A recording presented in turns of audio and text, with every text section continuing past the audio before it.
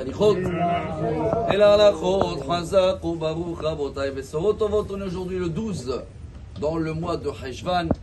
On a une paracha, beaucoup d'actualité parce que ce qui se passe dans le monde en ce moment, il faut bien comprendre que nous sommes dans l'époque messianique où peu importe ce que tout le monde pense par rapport à les événements en Israël, d'un coup, tout le monde reconnaît que la vraie source dans la Torah, surtout dans la paracha, c'est le début de toute notre histoire.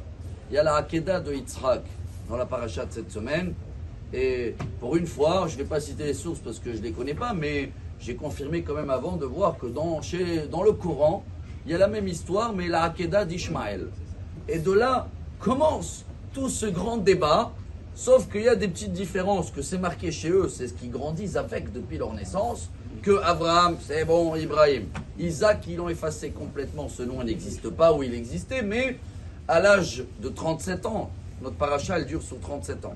Ishmaël, il avait 50 ans, il avait 13 ans de décalage entre les deux. Et pour eux, à partir de ce moment-là, dans une montagne qu'elle s'appelle Arafat, cette montagne se trouve à Mecca, et il y a une fête qu'ils font tous les ans, Aïd el-Ladha, pour vous dire que c'est la fête du sacrifice de Ishmaël. Et à partir de ce moment-là, pour eux, ça y est, l'histoire a été transmise d'Abraham à Ishmaël, mais le problème c'est que c'est pas ici en Israël, là-bas, la montagne, elle est... Et sur ça, ils ont dit que même le mont du Temple, après, quand leur prophète, leur cheval, il est passé par là et tout, donc, c'est pas ici l'endroit pour eux. Mais ils l'ont pris quand même, et jusqu'à aujourd'hui, tout le combat qu'il y a, comme vous voyez autour de vous, ils appellent ça comment? Tofanna el-Aqsa, le déluge d'El-Aqsa. C'est quoi El-Aqsa? Le temple, le mont du temple. Toute l'histoire, elle est dans la paracha de cette semaine. Sauf que dans la Torah, c'est bien précisé, chers amis.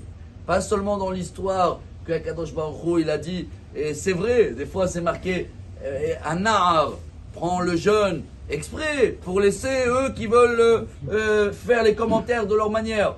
Mais à la fin, c'est bien marqué que Kadosh Baruch Hu, il a juré à Abraham, Ki be-Yitzhak, ikare lecha zara. Ata yadati ki yere Elokim ata. Velo chasarta et bincha et yachidecha mimeni. Alors, quand on va lire cette paracha, Rabotai, à nous de savoir et d'être fiers de notre source et de voir ce qui se passe dans le monde en ce moment. Si tout le gouvernement américain, depuis quelques jours, il devient pas encore plus pro-Israël, et il commence à dire pas du tout Jérusalem, mais qui l'a pensé de diviser Jérusalem? Eux, ils sont en train de parler du roi David, ils sont en train de parler d'Abraham, même celui-là qui vient d'être maintenant l'ambassadeur américain là, en Israël pour les 4 premières années, vous allez s'habituer au nom là, Mike Agbi. On ne parle pas de politique, mais lui il dit comme ça, c'est le temps peut-être qu'Israël va se agrandir à les frontières d'Abraham. Je l'ai vu le discours, alors eux, ils se lient à notre histoire dans la Torah. C'est fini tous ces paroles-là, Rabotai, de donner pour recevoir quoi? Hier c'était la Iloula de Rachel, là-bas à Bethléem, on a donné la ville de Bethléem pour avoir un petit couloir comme ça. Qu'est-ce qu'on a reçu de retour? On a donné Gush Katif. Qu'est-ce qu'on a reçu de retour? Alors c'est le moment, Rabotai, de lire les parachiotes et d'être fiers, car on est en plein dedans. On est en plein notre histoire. Et peu importe que les autres, ils déforment ou ils prennent l'histoire de leur côté, on est dans l'époque messianique et il y a beaucoup de gens, juifs et non juifs, mais qui sont croyants et qui voient que tout se passe ici. Tout est autour de Jérusalem, tout est autour de la Torah. Et une excellente journée à nous tous. Amar Rabbi Elazar, Amar